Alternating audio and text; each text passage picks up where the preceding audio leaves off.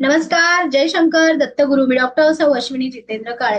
धनत्रयोदशी तुम्हा सर्वांना धन्वंतरी देवतेची कृपा प्राप्त हो आणि उत्तम आरोग्य तुम्हाला लाभो हीच प्रार्थना आणि या शुभेच्छांसहित आपण आजचा हा व्हिडिओ सुरू करूया. धनत्रयोदशी अश्विन कृष्ण त्रयोदशी म्हणजेच धनत्रयोदशी. याच दिवशी येते गुरुद्वादशी. या दिवशी भगवान दत्तात्रयांचा पहिला अवतार श्रीपाद श्री वल्लभ गंगेमध्ये अदृश्य झाले होते असा उल्लेख गुरुचरित्रामध्ये आहे. त्यामुळे सगळ्यात अगोदर शरणागती गुरुचरणाशी. गुरूंना शरण जाऊन याच दिवशी संकल्प करून आपण सिद्धमंगल स्तोत्राचे 9 आवर्तन आपल्या वास्तूमध्ये मोठ्या आनंदाने आणि शंखनादासहित कराल तर तुम्हाला धन्वंतरी देवतेच्या आशीर्वादासहित गुरुकृपा सुद्धा सहज प्राप्त व्हायला मदत होणार आहे.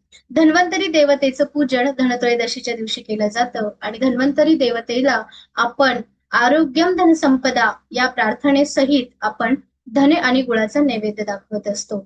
या सुंदर अशा मुहूर्तावर हे मुहूर्त आपल्याला लाभलं आहे शनिवारच्या दिवशी. शनिवारच्या दिवशी जर धनत्रयोदशी येते आणि गुरुद्वादशी आहे तर आपल्या जीवनातल्या जे काही पूर्वकर्म आहेत, जे आपल्याला सध्या भौतिक सुखांसाठी त्रासदायक ठरतात, या सगळ्या गोष्टींची एक प्रकारची एनर्जी डिस्कनेक्ट करण्यासाठी ही धनत्रयोदशी अतिशय उत्तम पद्धतीने आपल्याला लाभलेली आहे.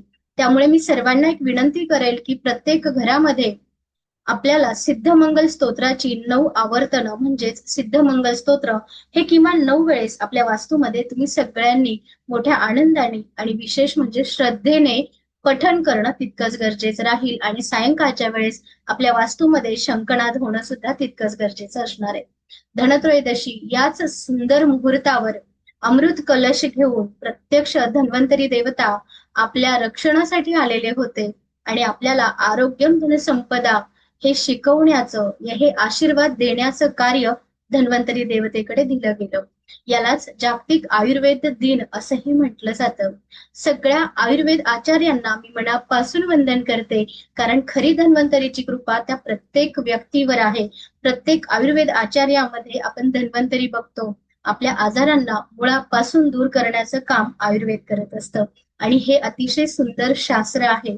आपल्या हिंदू संस्कृतीमध्ये प्रत्येक गोष्टीला शरण जाण्याची संधी आपले सण आपल्याला नक्कीच देत असतात. या धनत्रयोदशीच्या दिवशी आपल्याला सगळ्यात पहिलं शरण जायचं आहे आपल्या पितरांना. आपल्या पितरांच्या आशीर्वादामुळे आपण सुखी आणि समृद्ध आहोत. त्यामुळे आपल्या घरामध्ये सकाळी उठल्यानंतर स्नान केल्यानंतर धनत्रयोदशीला सुगंधी उटणं लावून स्नान केलं जातं. अतिशय सुंदर वातावरण असतं. घरोघरी दिवे प्रज्वलित असतात. या धनत्रयोदशीच्या दिवशी स्त्रियांचं अभ्यंग स्नान असतं. पहाटे सूर्य उदयाच्या अगोदर स्त्रियांचं स्नान होतं. सुगंधी उटणं लावून त्या स्नान करतात आणि नंतर आपल्या देवासमोर, आपल्या अंगणासमोर, आपल्या तुळशीसमोर दीप प्रज्वलित करून आपल्या घरामध्ये ही तेजाची दिवाळी साजरी केली जाते. या धनत्रयोदशीच्या दिवशी आपल्याला काही रिच्युअल्स आणि काही आध्यात्मिक दृष्टिकोनातून उपाय करणं तितकंच गरजेचं असतं. आता प्रत्येक वर्षी धनत्रयोदशीच्या दिवशी आपण खरेदीही करत असतो. दिवाळी म्हटलं की पहिलं येते ती खरेदी. दिवाळीचा सगळ्यात महत्वाचा भाग असतो खरेदीचा आणि धनत्रयोदशीच्या दिवशी खरेदी ही आपल्याला डबल करून देत असते किंवा आपण जे काही खरेदी करू ती वस्तू आपल्याकडे डबल होते अशी आपली मान्यता आहे. या वर्षी शनिवारी धनत्रयोदशी असल्यामुळे आपल्याला मीठ खरेदी करायचं नाहीये. या अगोदर आपण मिठाची खरेदी केली, परंतु शनिवारी धनत्रयोदशी असल्यामुळे आपण मीठ खरेदी करत नाही आहोत. याच दिवशी आपण धने खरेदी करणार आहोत, तांदूळ खरेदी करणार आहोत, हळकुंड खरेदी करणार आहोत. त्यासोबत सोनं, चांदी या वस्तू सुद्धा आपण सहज सोप्या पद्धतीने खरेदी करू शकतो. आणि आपल्या वास्तूमध्ये सुगंधी अत्तर, सुगंधी पुष्प, त्यासोबतच छानसं कापूर या गोष्टींचा सुद्धा आपल्याला एक अरोमा थेरपीच्या माध्यमातून आपलं घर सुगंधित ठेवायचं आहे. आपलं अंगण तेजोमय ठेवायचं आहे. अंगणामध्ये छानशी रांगोळी काढायची आहे आणि धनत्रयोदशीच्या दिवशी आपल्याला एकूण 13 दिवे लावायचे आहेत. नीट लक्षात ठेवा, त्रयोदशी ह्या तिथीचा अंक येतो 13 आणि ह्या 13 अंकाला अनन्यसाधारण महत्व सांगितलं आहे. समर्थ सद्गुरू श्री शंकर महाराजांचा हा आवडीचा नंबर आहे 13 आणि याच दिवशी आपल्याला पहिला दिवा लागेल तो दिवा आपल्याला श्री गणेशाचा लावायचा आहे आणि हा दिवा शुद्ध तुपाचा असेल. त्या दिव्यामध्ये एक वेलची आपल्याला टाकायची आहे. हा दिवा तुम्ही तुमच्या वास्तूमध्येही गणपती समोर लावू शकता. दुसरा दिवा लागतो तो शुद्ध तुपाचाच आणि तो माता महालक्ष्मीला दिवा लावल्यानंतर श्री गणेशाय नमः, दुसऱ्या दिव्याला ओम श्रीम नमः आणि दुसरा दिवा हा महालक्ष्मीचा असून त्या दिव्यामध्ये थोडस केसर आपल्याला टाकायचं आहे. तिसरा दिवा येतो धन्वंतरी देवतेचा. आपल्या वास्तूच्या ईशान्य कोपऱ्यामध्ये आपल्याला तिळाच्या तेलाचा दिवा लावायचा आहे. नीट लक्षात घ्या, आपल्या पूर्ण वास्तूच्या ईशान्य कोपऱ्यामध्ये धन्वंतरी देवतेचं स्मरण करून आपल्याला एक तिळाच्या तेलाची पंती लावली तरीही चालेल आणि त्या दिव्यामध्ये आपल्याला एक लवंग टाकायची आहे. चौथा दिवा येतो तो रात्री लागतो आणि तो लागतो कणकेचा. थोडीशी हळद टाकून, मीठ न टाकता कणकेमध्ये हळद टाकून आपल्याला दक्षिण दिशेला तोंड करून, घराच्या बाहेर दक्षिण दिशेला तोंड करून आपल्याला तिळाच्या तेलाचा दिवा लावायचा आहे आणि तो यम देवतेला समर्पित करायचा आहे. त्या दिव्यामध्ये आपल्याला एक कवडी टाकायची आहे. तो दिवा परत आपल्याला घरात आणायचा नाही. त्यानंतर यमदेवाच्या शेजारी लागेल चित्रगुप्ताचा दिवा. तोही साध्या तेलाचा असेल, त्याच्यात आपल्याला काहीही टाकायचं नाहीये. नंतर आपल्याला लावायचा आहे तुलसीमध्ये दिवा. आपल्या घरामध्ये आपल्याला आशीर्वाद देणारी सदैव तयार असते हरिप्रिया आणि या हरिप्रियेला म्हणजेच तुळशीला आपल्याला शुद्ध तुपाचा दिवा लावायचा आहे आणि त्याच्यामध्ये 7 अखंड हिरवे मुगाचे दाणे टाकायचे आहेत. नंतर एक दिवा लागतो तो आपल्या पिण्याच्या पाण्याच्या ठिकाणी किंवा तुमच्या उत्तर दिशेला, विशेषतः पिण्याच्या पाण्याच्या ठिकाणी लावला तर तो जास्त फायदा देईल. त्या ठिकाणी आपल्याला तेलाचा दिवा लावायचा आहे आणि त्याच्यामध्ये थोडंसं सुगंधित अत्तर टाकायचं आहे. 8वा दिवा लागतो गोमातेला. आपल्या आसपास गायीचं गोठा असेल किंवा जिथे गायी चरतात किंवा गाय नसेल तर तुमच्या घरामध्ये जी वसुबारसची तुम्ही पूजन केलं त्या गोमातेसमोर आपल्याला एक शुद्ध तेलाचा किंवा तुपाचा दिवा लावला तरी चालेल. एक दिवा आपल्या पूर्ण वास्तूच्या ब्रह्मस्थानात लागेल, सेंटरला. ब्रह्मस्थानामधला जो दिवा असेल त्याचा तो तेलाचा असेल आणि त्याच्यामध्ये अखंड तांदूळ आपण टाकणार आहोत. एक दिवा लागेल आपला गच्चीवर, ज्याला आपण आकाश दीपदान म्हणतो. हा दिवा आपला आकाशाच्या म्हणजे गच्चीवर असेल किंवा रोडवर लावला, बाजूला लावला तरीही चालेल. याच्यामध्ये 7 पिवळी मोहरीचे दाणे, अखंड मोहरीचे 7 दाणे आपल्याला टाकायचे आहेत आणि असा दिवा आपल्याला मोकळ्या जागेमध्ये लावायचा आहे. 11 नंबरचा दिवा लागतो आपल्या पितरांसाठी. ओम पितृदेवताभ्यो नमः म्हणून आपल्या घराच्या मुख्य दरवाजाजवळ दक्षिण दिशेला तोंड करून पितृचं स्मरण करून आपल्याला हा दिवा लावायचा आहे. त्याच्यामध्ये कुठल्याही प्रकारची कोणतीही वस्तू टाकायची नाहीये. हा दिवा तुम्ही तेलाचा लावला तरीही चालतो. 12वा दिवा लागेल गंगा स्मरण म्हणजे पाणी. तुमच्या घराच्या आसपास जर नदी असेल तर नदीच्या काठी तुम्ही दीपदान करू शकता. जर नसेल तर तुम्ही तुमच्या घरामध्ये जिथे पिण्याचं पाणी ठेवता तिथे लावला तरीही चालेल. गंगा मातेचं स्मरण करून तुम्ही हा दिवा लावू शकता. याच्यात कुठलीही वस्तू टाकायची आवश्यकता नाही. 13वा दिवा लागतो आपल्या तिजोरीत, जिथे तुम्ही पैसा ठेवता. तिजोरीत म्हणजे तुम्ही कपाटात दिवा लावू नका, अन्यथा खाली कमेंट्स भरपूर येतील.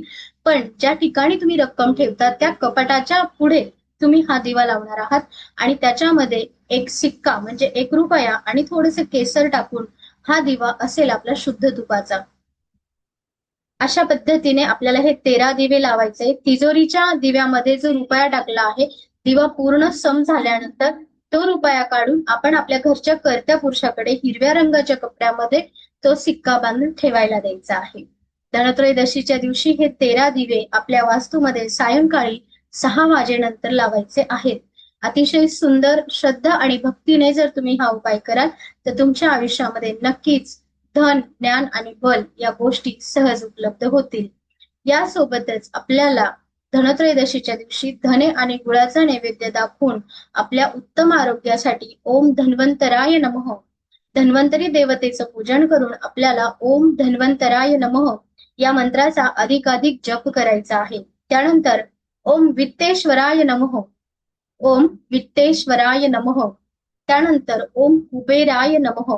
तुमच्याकडे असलेलं तुमचं आरोग्य, त्यासोबतच धन हे किती प्रकारचं असतं हे अगोदर माहित पाहिजे. धन हे एकूण 5 प्रकारचं असतं. आपल्याला धन म्हटलं की फक्त आणि फक्त आपल्याला पैसा दिसतो, परंतु पहिलं धन येतं म्हणजे ते तुमचं उत्तम आरोग्य. दुसरं धन येतं तो तुमचा पैसा. तिसरं धन येतं ती तुमची समाजामध्ये असणारी पतप्रतिष्ठा, मान सन्मान. चौथं धन येतं हे तुमच्या विचारांची जी काही प्रगल्भता आहे, तुमची विचार शक्ती. आणि 5वं धन येतं हे असतं तुमची ब्रह्मांडासोबत जोडली गेलेली एनर्जी. हे सुद्धा सगळ्यात मोठं धन आहे. जे लोक मेडिटेशन करतात, जे एनर्जीशी कनेक्ट होतात, त्यांच्याकडे खरी समृद्धी असते, खरी प्रॉस्पेरिटी तिथेच असते. या 5ही स्तरांवर जर तुम्हाला स्थिर व्हायचं असेल तर धनत्रयोदशीच्या दिवशी तुमच्या विचारांना, तुमच्या मनातल्या जळमटांना दूर करा. तुमच्या विचारांची प्रगल्भता वाढवा, विचारांची क्षमता वाढवा आणि तेव्हाच खऱ्या अर्थाची दिवाळी तुमच्या आयुष्यामध्ये साजरी होणार आहे.